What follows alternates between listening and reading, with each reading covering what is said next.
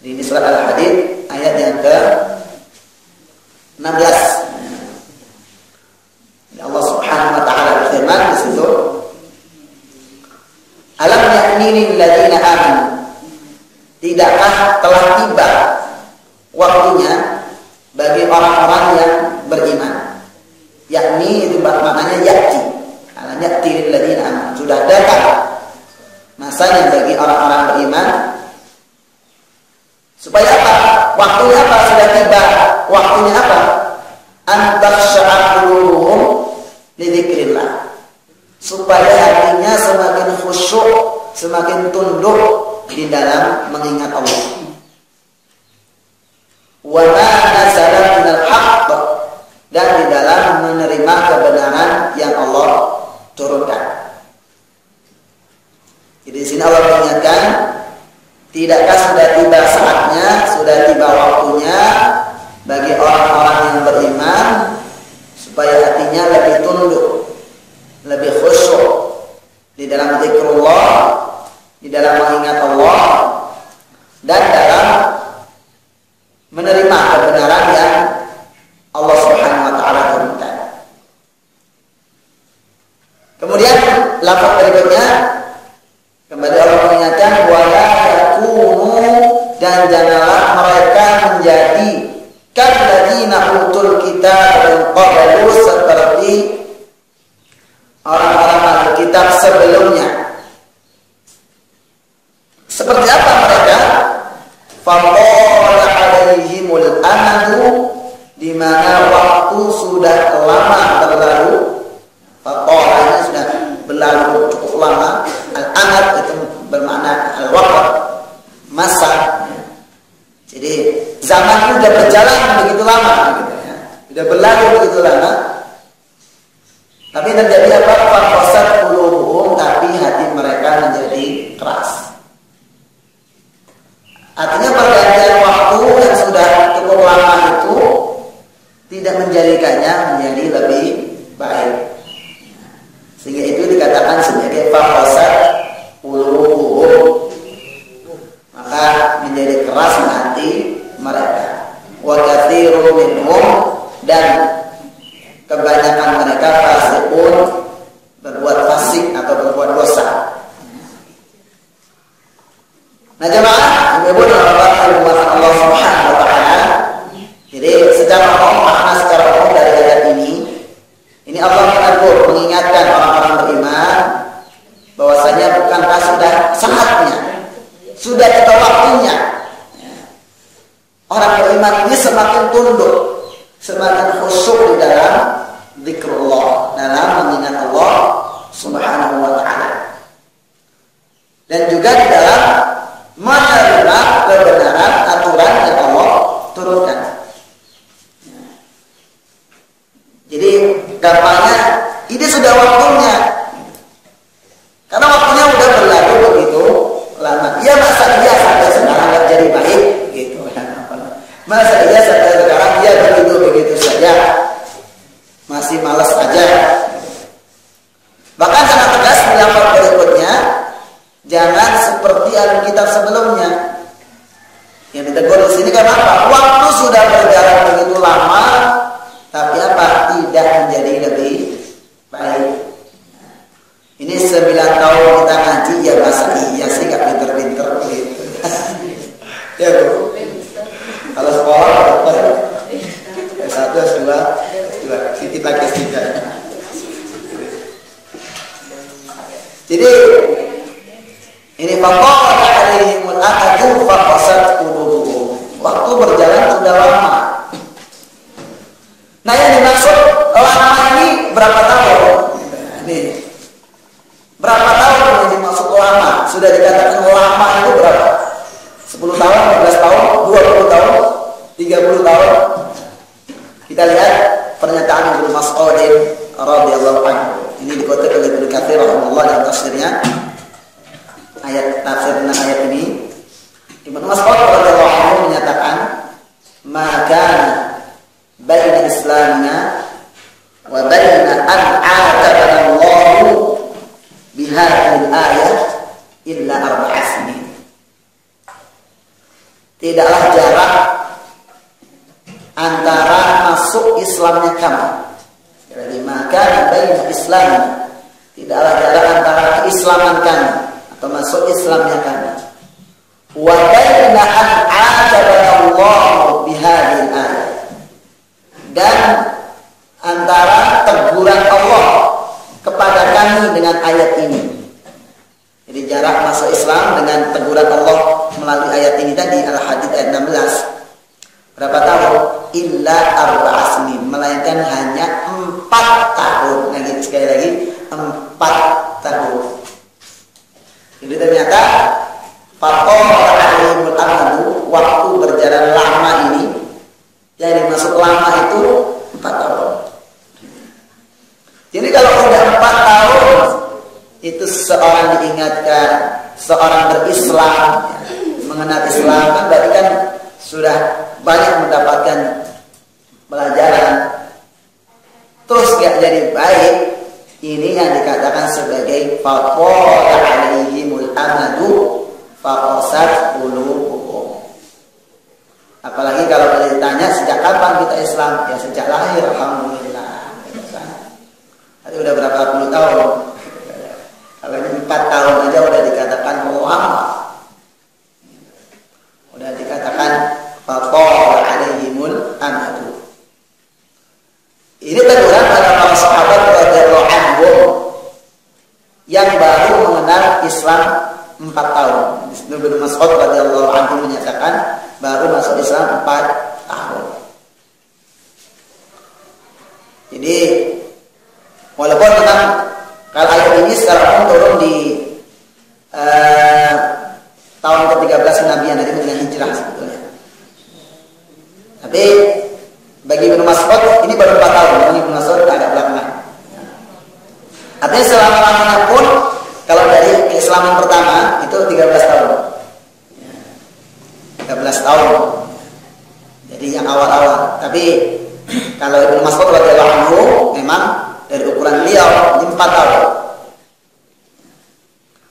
Nah, jemaah Allah Subhanahu wa taala, ini satu ibrah, pelajaran buat kita. Artinya di sini ketika berjalannya waktu itu tidak menjadikan lebih baik, inilah yang disifati Allah sebagai qaswatul qalb, ya, kerasnya hati. Hati yang keras. Ya masa iya sih kita tiap tahun ketemu bulan Ramadan, setiap Ramadan itu tiap hari ada tausiah. Bahkan kalau ibarat kuliah itu ada semester pendek, yang mata kuliahnya padat banget, ada kuliah subuh, kuliah zuhur, kuliah duha, kuliah iftar, ada kuliah tarawih, banyak banget. Ya. Belum lagi ada kuliah sahur, ya, dan sebagainya. Banyak. Belum lagi kalau yang laki-laki tiap Jumat ketemu khutbah Jumat, ya, tiap Jumatan. Ya masa iya namanya hati ini gak sadar juga. Ibarat batu saja kalau kena tetesan air itu kan lama-lama juga tepung juga. Batu yang keras gitu ya, sangat keras itu kalau kena tetesan air atau diterpa ombak walaupun ringan, lama-lama tepung juga, lama-lama bolong juga. Itu batu yang jelas keras. Makanya Allah Subhanahu wa taala mengibaratkan hati seseorang yang tidak sadar-sadar. Itu tentang Bani Israil Allah terangkan di dalam surah Al-Baqarah, "Tsumma qasat qulubukum min ba'di dzalika fahiya kal-hijarati aw ashaddu qaswah." Kemudian hati kalian menjadi keras setelah itu seperti batu, bahkan lebih keras lagi. Jadi dikatakan bahkan lebih keras dari batu. Ya masa iya sih sudah bertahun-tahun begitu nggak berubah. Yang malas, misalnya bapak-bapaknya yang malas berjamaah masih juga malas. Ya, bertahun-tahun masa iya begitu terus. Yang masih suka mengabaikan perintah Allah, sudah bertahun-tahun, dia masa iya begitu terus.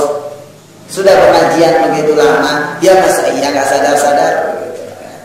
Ini namanya waktu sudah berjalan lama.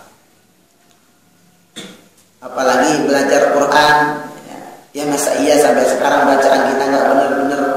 Mau baca Quran itu kan kata Allah, wa laqad yassarnal Qur'ana lidzikri fahal min mudzakir. Sungguh Quran itu telah kami mudahkan untuk dipelajari. Fahal min mudzakir, siapa yang mau belajar? Padahal kalau orang mau belajar mah cepet, mulai dari nol sekalipun, dari alif tak pun sampai belajar dengan bagus, ya, sangat cepat. Apalagi sekarang banyak sekali cara, metode praktis dan sebagainya, kan tidak ada alasan untuk tidak belajar. Ya masa iya sih berpuluh-puluh tahun bacaan kita masih salah-salah terus, masih aku begitu kan, ya, masih salah banyak pendek. Kenapa? Ternyata faktanya waktu yang sudah Allah berikan itu tidak dimanfaatkan dengan baik. Jadi bukannya tidak ada kesempatan, tetapi karena tidak pandai memanfaatkan kesempatan tersebut. Lalu orang belajar bahasa Inggris saja, ya, itu pada 6 bulan, ada 3 bulan bisa bicara Inggris, bisa ngomong Inggris. Apalagi kata orang yang nggak bisa bahasa Inggris kayak saya, ya, itu bahasa Inggris itu bahasa orang munafik, antara bacaan dan tulisan nggak sama. Itu kata orang nggak bisa bahasa Inggris, itu kayak saya. Itu saja kalau belajar 6 bulan pinter-pinter. Ya masa iya sih belajar Quran dari dulu nggak bener-bener? Itu karena nggak serius. Itu karena apa? Belajar ya konsisten. Mungkin sudah belajar tapi putus tengah jalan lagi, Ini faktor akan disebut amat. Sudah waktu sudah berjalan begitu lama. Apalagi ukuran lama tadi. Kalau ukuran yang Ibnu Mas'ud ya 4 tahun. Kalau ukuran turunnya ayat ini sejak pertama kali kenabian itu 13 tahun. 13 tahun setelah turunnya. Ya. Jadi inilah Bapak Ibu sekalian Allah Subhanahu wa taala yang hendaknya kita introspeksi, ya, menjadi introspeksi kita di akhir tahun ini. Biasanya kan orang kalau menjelang tahun baru itu suka bikin resolusi, rencana-rencana. Ya, itu bagus kalau dalam rangka kebaikan. Tapi apakah misalnya kita target kemarin, ya, mudah-mudahan tahun depan pokoknya saya ini harus baca Quran benar-benar udah tercapai belum? Jangan-jangan tinggal dibikin resolusi lagi. Gitu. Kalau tercapai ntar bikin lagi. Ya kapan? Jadi, Bapak Ibu Allah Subhanahu wa taala. Jadi ini yang hendaknya kita senantiasa sadari sehingga kita akan pandai memanfaatkan kesempatan yang Allah Subhanahu wa taala kita berikan. Apalagi kalau kita tadi melihat hakikat waktu yang kita sampaikan di muqaddimah tadi, ya. Ini jalannya sangat cepat. Memang sebetulnya sudah cukup waktunya, cuma cepat dia waktunya. Kalau kita lihat ke belakang, ternyata udah begini. Sekarang udah usia segini, ya masa begini-begini aja gitu. Ya masa iya diajak pengajian juga nggak ngerti-ngerti misalnya. Kadang-kadang bukan salah pengajiannya, ya, jadi pengajiannya udah bagus-bagus, apalagi di sini udah jelas. Ada kitab Minhajul Qasidin, Minhajul Muslim, ada Minhaj, ya. Ada Minhajul Qasidin, ada Syukur Kuat, ini lengkap gitu. Kalau kuliah itu udah pointer banget lah. Ya. Jadi ngaji kitab, ya. Jadi ngajian udah bagus. Cuma kadang-kadang introspeksinya, ini sekedar kenapa kok kadang-kadang mungkin orang sudah ikut pengajian bertahun-tahun dan sebagainya, tapi tidak ada perubahan maupun sikap. Salah satunya, ya. Tapi ini kayaknya nggak di sini, tapi di tempat lain. Itu kadang orang datang ke pengajian itu memang nggak niat pinter. Ya. Niatnya yang penting datang top dari pahala walaupun ngantuk.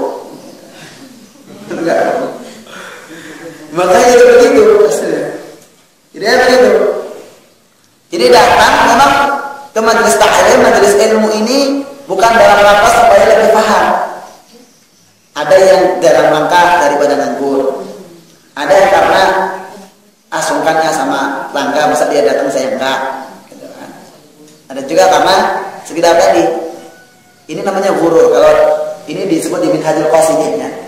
Di kitab ini disebut ada kitab Minhajul Qasidin Ibnu Qudamah. Ada bahasan ghurur. Ghururnya ahlul ilmi. Ada bahasan akhirat itu. Itu ada bahasan ghurur, bisa nanti minta dibahas. Jadi salah satunya ghururnya ahlul ilmi ini tadi. Seolah dengan dia datang tok itu sudah dapat keistimewaan. Ya makanya mau bertahun-tahun nggak pinter-pinter. Atau gurunya lagi ahlul ilmi, seolah dengan ilmunya itu saja menjadikan dia istimewa. Padahal fuddilal ilmu li ajlil amal, kata Ibnu Qudamah. Sesungguhnya ilmu itu diistimewakan karena untuk diamalkan. Jadi ketika kita niatkan dengan serius hadir di sini supaya kita lebih paham, supaya amal lebih baik, maka insya Allah ya, semakin waktu, semakin sering kita mengikuti pengajian, ya semakin bagus. Kalau niatnya demikian. Tapi kalau yang penting hadir tok saja, walaupun ngantuk, walaupun ngobrol, tapi itu bukan di sini ya. Tapi itu kan di tempat lain. Ya. Jadi itu namanya ghurur. Kalau kata Ibnu Qudamah itu termasuk ghurur. Ya. Ghurur itu GR. Dan asal darbain dan roh GR. Terjemahannya tertipu, ya tertipu. Jadi kadang salah dalam kita mensikapi aktivitas. Lebih ketika seseorang justru tidak melakukan aktivitas apapun. Ya. Nah, bagaimana bisa lebih baik sementara tidak berusaha memperbaiki diri? Sementara waktu sudah begitu lama Allah berikan. Bukannya tidak sempat, sebagaimana kita bahas tadi, tapi kitanya yang tidak pandai memanfaatkan kesempatan. Ya. Waktunya lama. Kembali tadi contoh belajar Quran saja, coba dia manfaatkan saja dengan baik. Dan waktunya nggak banyak. Kalaupun paling sepekan sekali, paling maksimal 2 jam biasanya, kan dikit banget. Itu pun 6 bulan saya rasa udah pintar banget kok, konsisten. Cuma masalahnya sudah, misalnya ada volumenya, ada sarananya, ya kadang datang, kadang enggak, datang pun ngantuk, gitu kan, beda lagi. Apalagi yang tidak pernah datang, apalagi yang memang tidak pernah berusaha memperbaiki diri, tidak pernah berusaha meningkatkan pemahaman dengan alasan sama kalau ngaji itu ngeri. Kenapa ngeri? Taruh banyak aturan, kan salah kaprah. Malah justru orang ini takut pengajian karena takut beramal. Padahal sejak awal kita diciptakan ini, kita semuanya sudah terikat dengan aturan Allah Subhanahu wa Ta'ala. Maka disitulah kita harus belajar supaya tahu bagaimana sih aturannya. Ya masa iya dari dulu sampai sekarang gelarnya orang awam terus. Awam itu kan artinya tidak tahu, ya gitu. Masa iya terus dari dulu sampai sekarang terus kita alasan tidak tahu. Nah sudah tahu tidak tahu, tidak cari tahu. Ini masalahnya. Jadi mau dikasih kesempatan berapapun nggak cukup. Mau dikasih waktu berapapun, ketika orang tidak memanfaatkannya, selalu ada perasaan tidak sempat. Inilah sabda Rasulullah Sallallahu Alaihi Wasallam, "Ni'matani maghbunun fihima katsirun minan nas." Ada 2 nikmat yang kebanyakan manusia melalaikannya, menyia-nyiakannya. Apa itu? As-sihah wal faragh. Nikmat sehat dan kesempatan. Jadi kadang-kala orang itu seringnya merasa tidak sempat karena merasa orang paling sibuk sedunia. Ya, benar. Merasa dia orang paling sibuk, paling punya banyak aktivitas. Padahal kata Allah, wa innalaka fin nahari sabhan tawila. Sesungguhnya engkau di siang hari itu memiliki kesibukan yang banyak. Allah tahu. Artinya Allah tahu kita ini punya kesibukan. Dan semua orang juga punya kesibukan. Sementara waktu kita sama. Sehari 24 jam, 1 jam 60 menit, 1 menit 60 detik. Memang ada sehari 26 jam? Enggak ada. Memang ada seminggu 9 hari? Ya enggak ada juga. Semuanya sama. Semua juga punya kebutuhan. Mungkin kita merasa punya kesibukan yang padat karena kita merasa punya obsesi ini, isu dan sebagainya. Punya kebutuhan ini itu. Lah memang orang lain tidak punya kebutuhan. Emang ente doang yang punya kesibukan, punya kebutuhan, punya obsesi. Emang saya tidak butuh duit, ya butuh. Jadi kadang-kadang begitu. Jadi padahal obsesi itu adalah obsesi dia, kemudian dia jadikan justifikasi pembenar atas kesibukan dia yang begitu katanya paling sibuk sedunia, sehingga nggak sempat untuk belajar, nggak sempat untuk beribadah. Alhamdulillah. Padahal namanya obsesi ya, semua orang itu punya hak berobsesi. Semua orang juga bisa berobsesi. Apalagi segera berkhayal. Wah, berkhayal itu pekerjaan paling mudah sedunia. Namanya juga berkhayal. Jadi inilah guru orang terkecoh dengan dirinya sendiri, sehingga seolah menjadi pembenar bahwasanya waduh kan saya ini masih banyak sekali kesibukan. Karena kesibukan itu kan sebetulnya didasari karena obsesi, karena keinginan, sehingga dia menerima kesibukan tersebut, sehingga dia kemudian melakukan aktivitas tersebut karena satu obsesi. Dan obsesi itu munculnya dari diri sendiri. Jadi tidak ada kemudian waduh saya terpaksa harus melakukan. Yang maksa siapa? Karena ada orang sering ucapannya begitu. Gak sempat karena waduh karena terpaksa ini harus saya lakukan. Terpaksa ini saya harus lembur ini. Yang maksa siapa? Siapa yang maksa? Kita merasa itu kan karena kita punya obsesi, karena kita punya keinginan. Jadi padahal secara prinsip sesungguhnya setiap aktivitas kita ini asalnya kan tidak berbuat apa-apa ya. Kita lahir nggak bisa ngapain.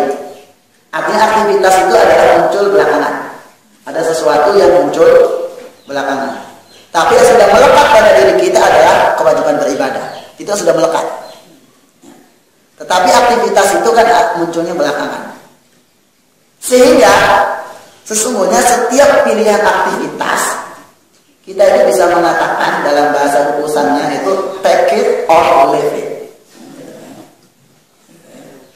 Take it or leave it. Ambil atau tinggal. Kan semua bisa mengatakan demikian. Kita terlalu sibuk karena kita selalu mengatakan take it. Tidak pernah mengatakan leave it. Tinggal. Tidak pernah mengatakan tidak pada pilihan kesibukan. Sementara kita punya kewajiban yang sudah melekat pada diri kita sejak kita diciptakan. Wa ma khalaqtul jinna wal insa illa liya'budun. Jadi itu sebetulnya tertipunya seseorang seolah-olah dengan alasan tidak bisa memanfaatkan waktu yang Allah berikan begitu lama tadi, alasan aktivitas, kesibukan, masih ini, ngejar karir, ngejar itu. Jadi ini seolah-olah itu menjadi pembenar. Terus terang kalau saya ada orang datang ke saya sok sibuk, Ustaz saya mau belajar gimana? Tapi saya dulu saya sempat belajar, cuma terputus karena kesibukan. Terus sempat pindah ke tempat lain juga belajar Quran, tapi nggak tuntas juga kayak karena kesibukan. Gitu. Ya saya bilang, yang antara sama saya begitu lagi. Atau begini aja gampang, kalau sudah nggak sibuk baru datang ke saya. Enak kan? Karena nunggu pensiun dulu, silakan. Kalau masih ketemu. Jadi kalau udah sibuk, silakan. Jadi kalau mau ngaji, mau belajar agama jangan sok sibuk dah. Gampangnya begitu.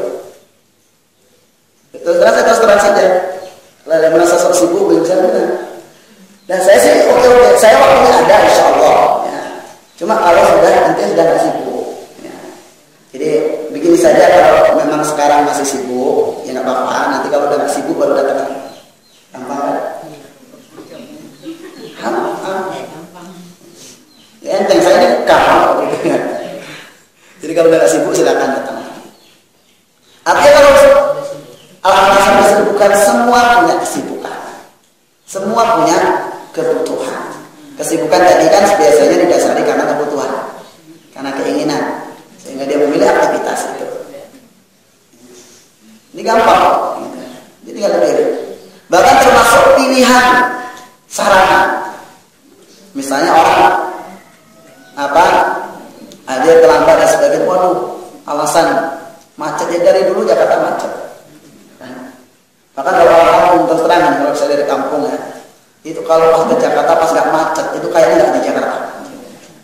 Karena bahkan pengen ke Jakarta itu pengen ngerasakan, biasanya cuma dengar di berita macet, pengen ngerasakan. Artinya itu mah sudah pasti. Jadi itu pun juga bukan sebuah alasan, karena itu sudah jelas. Itu contoh sederhana atau teknis ya. Yang kadang-kala orang seolah menjadikan itu pembenar. Sholat lambat terus, ngakal asap udah jalan, udah tahu jalannya begitu. Jadi sholat tidak pernah tepat waktu, susah berjamaah. Itu semuanya pilihan. Sampai kapan waktu faqala amadu, sudah begitu lama waktu itu berjalan. Ini pilihan. Ya. Jadi sekali lagi sederhana saja dalam hal aktivitas amalnya yaumiyah.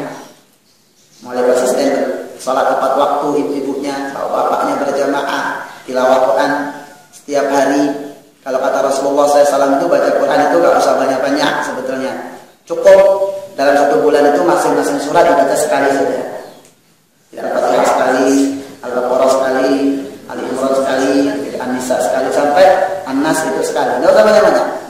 Jadi setiap bulan masing-masing surat itu dibaca sekali-sekali saja. Itu kata Rasulullah SAW begitu, nggak boleh banyak-banyak. Jadi cukup sekali ya, dalam sebulan itu setidaknya masing-masing surat bisa ya. Setiap surat ya, setiap bulan itu baca Al-Fatihah dalam satu bulan dibaca sekali, Al-Baqarah setiap bulan sekali, Al-Imran setiap bulan sekali, An-Nisa setiap bulan sekali, terus begitu sampai An-Nas setiap bulan sekali. Paham ya? Tuh, setuju kenapa? Ya, jadi hal yang sederhana begitu. Kemudian juga misalnya tentang pemahaman kita terhadap agama ini yang sebelumnya tidak tahu jadi paham gitu. Ini tentu butuh upaya. Berikutnya lagi faktor yang menjadikan juga tadi kan masalah niat ya sebetulnya. Kadang-kadang memang niatnya yang salah. Ada juga memang tidak siap menempuh prosesnya. Ada juga dalam faktor tidak mau menempuh prosesnya karena tidak berbuat apa-apa.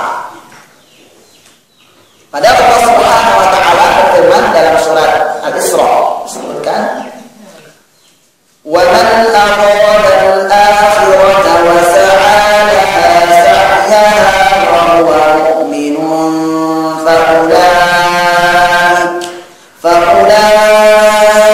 kana sa'yuhum mashkura.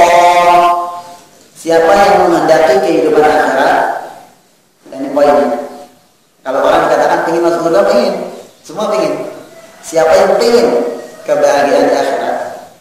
Tapi apa kata Allah? Wa sa'alaha sa'yaha, dan dia menempuh prosesnya. Tidak ada upayanya, nggak pengen doang. Ya. Kalau tadi pengen aja enggak. Bahkan mungkin dia menempuh prosesnya tapi nggak pengen. Datang ke pengajian tapi nggak pengen pinter. Repot juga. Apalagi nggak ingin mengamalkan. Jadi ini dia ingin, tapi juga wasa'alaha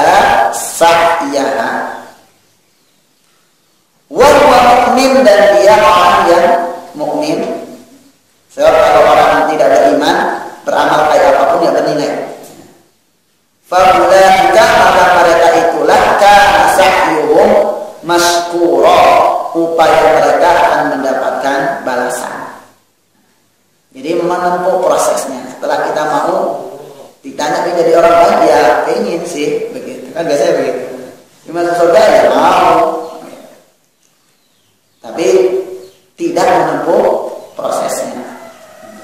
Giliran diajak ingin jadi baik ya pengen, tapi diajak untuk belajar agama susah. Padahal jadi kita bahas di awal, untuk jadi baik itu harus tafaqquh fiddin. Man yuridillahu bihi khairan yufaqihuhu fiddin. Siapa yang Allah kehendaki kebaikan buatnya, maka Allah pahamkan agama kepadanya. Artinya, siapa yang ingin jadi baik, maka dia harus bertafaqquh fiddin. Kan begitu. Atau siapa yang bertafaqquh fiddin, maka indikator Allah Subhanahu wa taala menghendaki dia jadi orang baik. Jadi kadang juga maunya sebetulnya saya ini pengen gitu. Ada di masjid. Cuma maunya itu terus ada orang yang datang ke dia digendong begitu datang ke masjid. Jadi benar. Ini mungkin bahasanya bahasa yang mudah dipahami, tapi hakikatnya demikian banyak. Pada hakikatnya orang keinginan jadi baik banyak. Cuma maunya itu dia ada orang datang ke dia, menuju digendong begitu, dibawa, didudukkan begitu. Sehingga selama ini hanya sebatas perasaan saja, ingin sih, ya ingin sih. Tapi apa? Saya hanya tidak dilakukan, menempuh prosesnya. Dan namanya proses itu pasti butuh tenaga, butuh pengorbanan pastilah. Saya kasih ilustrasi sederhana. Ini kisah nyata. Tapi mohon maaf kalau ada kesamaan peristiwa. Ini kisah nyata. Orang datang kepada saya, Ustaz. Dia tanya, kira-kira lembaga Quran yang bagus di mana? Saya ingin belajar tafsir supaya belajar Quran saya bagus. Saya kasih rekomendasi. Oh, di tempat ini bagus. Wah, jauh Ustaz. Cuma jauh. Oh, ada juga ini dekat. Itu lumayan bagus juga itu dekat. Waduh, kalau itu mahal Ustaz. Akhirnya saya kasih apa ke dia yang udah kurang apa nih? Ada nih, dekat gratis. Dekat bagus juga. Waduh, kalau itu Ustaz, saya waktunya yang susah. Ilustrasi, mohon maaf kalau ada kesamaan peristiwa. Jadi ini sesungguhnya ya setiap aktivitas itu pilihan. Ini mencerminkan seseorang yang ingin dapat satu hasil tidak mau berproses atau tidak mau adanya pengorbanan. Karena kita dalam kehidupan ini pasti akan dihadapkan pada pilihan-pilihan seperti tadi. Tidak semuanya harus ideal banget seperti maunya kita. Disitulah ujian pengorbanan kita. Disitulah kemudian ujian keseriusan kita. Terus terang saya tidak ente serius nggak sih? Ente serius? Ya. Jadi ini sudah ada ilustrasi, walaupun ini diambil dari kisah nyata, diinspirasi dari kisah nyata. Jadi, tapi ini ilustrasi gambarannya begitu. Mungkin sering orang tidak menemukan prosesnya karena faktor-faktor itu. Selalu membenturkan dengan hal-hal lain yang pada hakikatnya sesungguhnya prinsipnya dia tidak mau berkorban sedikit pun. Tidak mau berkorban apapun. Nah, bagaimana wasa'ala sa'iyahnya mau diraih?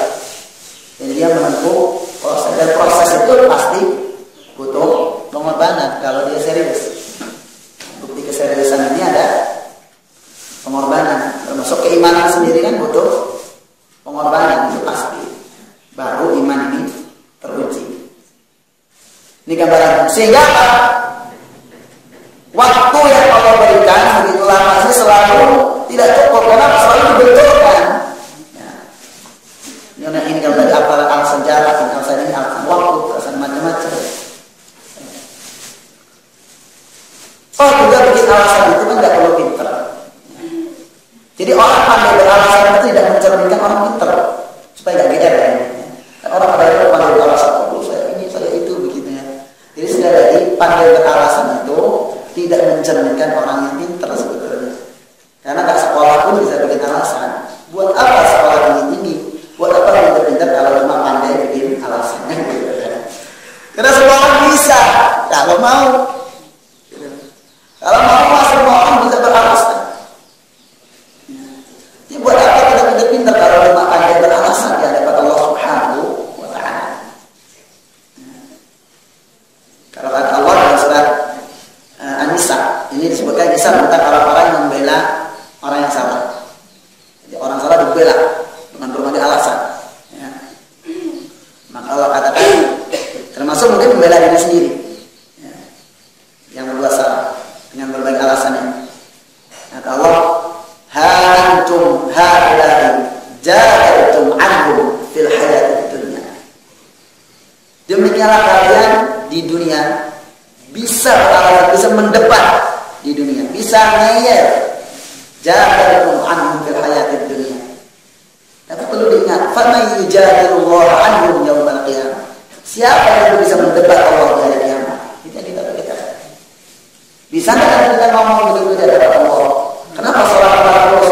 Waduh, karena saya kerjaan lagi banyak waktu itu. Bisa nggak ngomong begitu? Di sini aja bisa ngomong. Ya. Kira-kira dia bisa berbicara dirinya? Nah, tidak bisa. Jadi ini yang patut disadari. Kadang-kadang tadi selalu dibenturkan dengan alasan ini dan itu. Karena sekali lagi, untuk membuat alasan itu tidak perlu pintar. Makanya terus terang, ini kalau ada yang sikap demikian, saya bisa sikapnya tegas. Ya, udah kalau udah nggak sibuk baru datang. Kalau saya jangan banyak alasan dulu lah, gampang. Karena bikin alasan itu gampang. Bikin alasan nggak perlu pintar, nggak perlu sekolah tinggi. Bahkan yang sebetulnya tidak bisa dijadikan alasan pun bisa jadi alasan. Jadi misalnya dia nganggur, apa-apa yang juga, wah aku nggak bisa nih, kenapa? Oh, lagi acaranya lagi bagus loh, bisa di TV. Ya nggak jadi alasan aja bisa jadi alasan. Apalagi kalau alasannya nggak enak badan, biasanya nggak enak badan itu malas maknanya. Kalau sakit itu bisa jelas. Ya. Bisa kalau lagi sakit, sakitnya pun definitif biasanya sakit apa demam, itu jelas, itu sakit beneran. Tapi kalau alasan nggak enak badan itu biasanya malas.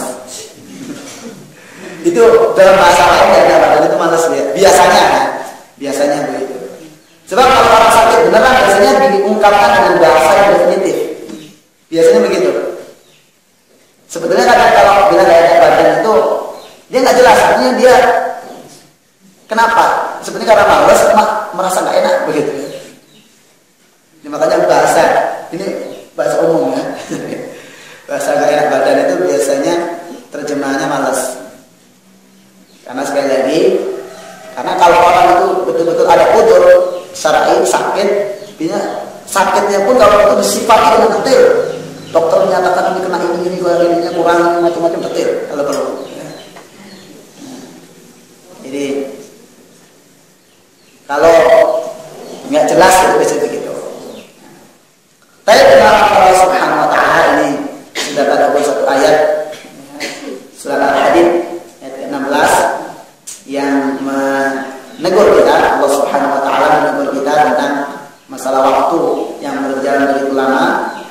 Apakah kita seperti dalam kitab kata Allah, jangan seperti dalam kitab yang waktu berjalan begitu lama, tapi fakosat qulubuhum, tapi hatinya menjadi keras. Hati yang keras ini ketika waktu yang begitu lama tersebut tidak menjadikan dirinya lebih baik. Sebenarnya kalau kita membahas qaswatul qalb lebih panjang lagi. Ya.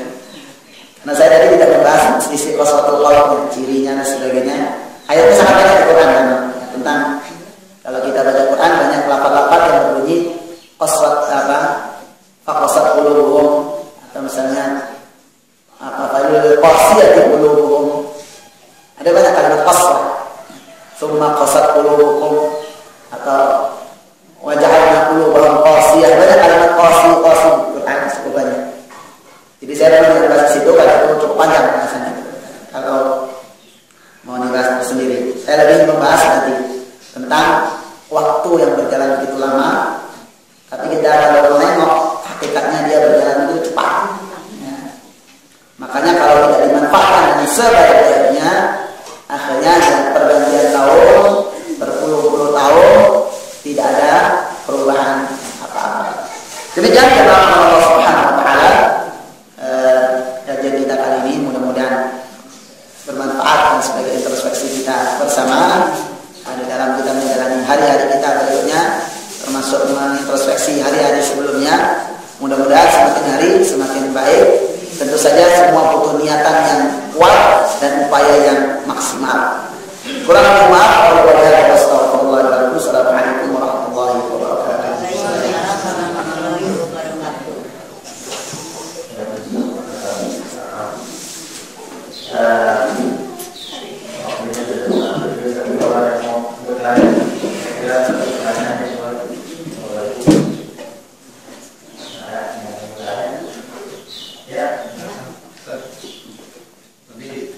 Satu kata lagi yang pernah ayat tadi kan pasal 1 sirun minhum fasiqun. Itu kata fasiqun itu maknanya seperti apa Ustaz? Biar rasa makin beratnya itu atau tadi sudah saya sebutkan sekilas, tapi memang karena memang bawaan potensi itu.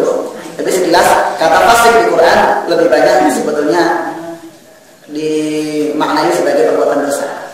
Ya, jadi berbuat dosa. Ketika orang dikatakan berbuat fasik, itu di Quran lebih banyak bermakna berbuat dosa. Walaupun juga ada juga bermakna nifaq, ya, nifaq secara spesifik bermakna apa?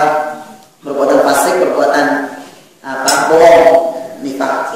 Tapi dalam ayat di sini wakati rumul fasiqun seperti juga ayat-ayat yang lain itu kebanyakan bermakna perbuatan dosa secara umum.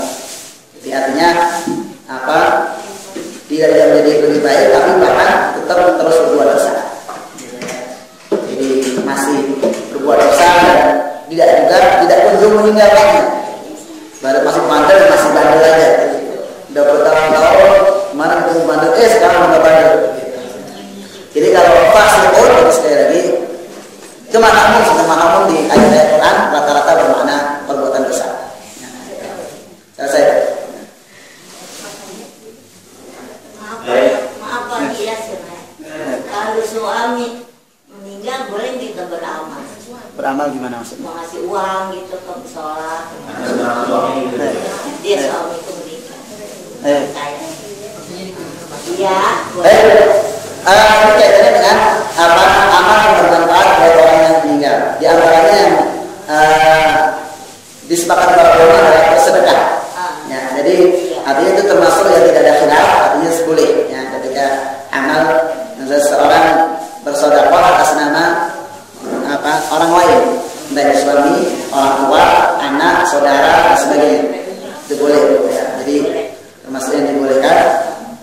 Jadi dan disepakati ada sholat sampai pahalanya, termasuk apalagi kalau itu merupakan wasiat dari si mayit, ya, jelas. Tanpa wasiat pun kalau sedekah jelas dia termasuk hal yang sampai di amal soleh. Atau kalau seorang anak bahkan bagi orang tuanya itu setiap dia beramal soleh pun orang tua akan mendapatkan pahalanya. Bagi mendoakannya atau niatkan secara khusus buat orang tuanya, atau kalau tadi buat suami, buat istri dan sebagainya, itu juga bisa.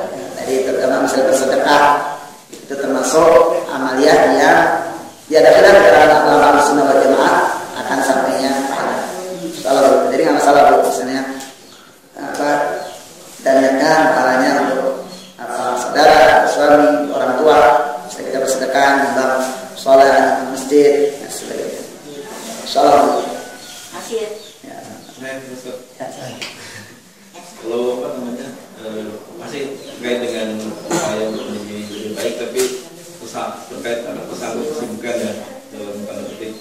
Saya mau ngaji hari Minggu, tapi harus kerja, atau ya dulu ngajinya malam, dia harus pulang malam. Lalu dia berinisiatif mengkaji kitab sendiri. Jadi beli kitab paham. Yang muslimin misalnya baca sendiri hafal dulu, itu termasuk upaya yang dianjurkan gitu ya. Ya termasuk upaya, walaupun secara hasil tentu berbeda. Ya apalagi kalau sekedar bersandar pada buku saja itu bahkan lebih berbahaya sebetulnya. Ya.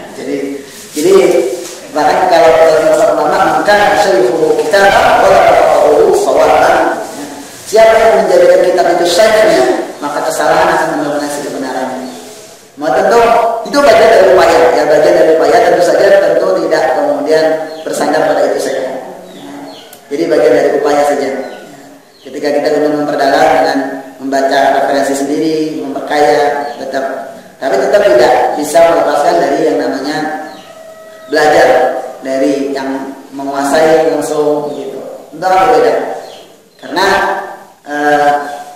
taruhlah orang dia bisa menghafal, bisa dia menguasai dengan kecerdasannya, dengan ingatan yang kuat. Tentu akhirnya tidak ada bedanya juga dengan komputer yang bisa menyimpan file yang banyak. Ketika tidak ada arahan ya tentang bagaimana mengamalkannya, memahaminya. Tapi sekali lagi itu bagian dari upaya yang bisa dilakukan untuk memperkaya. Tapi sekali lagi tidak mencukupkan dengan itu. Tapi lagi-lagi tetap semua adalah pilihan. Ya. Artinya tadi kita memang ya aktivitas orang berbeda-beda. Tentu alternatifnya ya kita adakan yang pengajian yang waktunya pagi bisa gitu. Hari efektif bisa aja. Itu semua bagian dari upaya. Ya. Bisa dari upaya.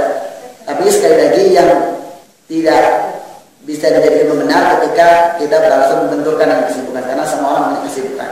Termasuk kesibukan kita tadi ada waktu kerja malam, waktu kerja minggu, itu kan pilihan semua. Itu semuanya pilihan. Karena kita memang memilih aktivitas itu. Tentu konsekuensinya tanggung jawab yang melekat pada diri kita tetap tidak boleh diabaikan. Ya harus ada konsekuensi lain yang harus kita lakukan tetap.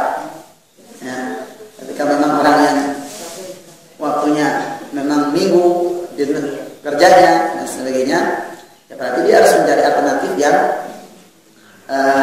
kajian yang dua itu, atau dia yang mengadakan, gitu, ya. Dia mengadakan. Jadi semua intinya bisa diusahakan karena semua take it or leave it. Jadi prinsipnya hakikatnya semua take it or leave it. Tapi kemudian mencukupkan dengan itu sendiri rata-rata ini karena faktanya itu justru menjadikan lebih tidak terarah.